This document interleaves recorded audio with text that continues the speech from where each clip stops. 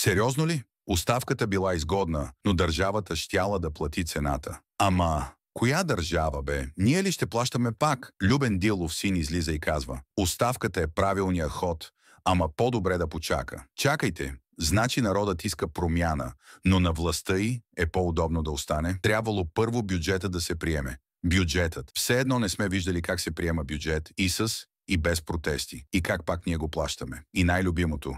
ГЕРБ били ставали по-силни в криза. Разбира се. Колкото по-зле е за народа, толкова по-добре за партиите. Класика. И накрая, обществото било виновно за корупцията, защото сме правили малки компромиси. Тоест, те управляват държавата, ама ние сме виновни?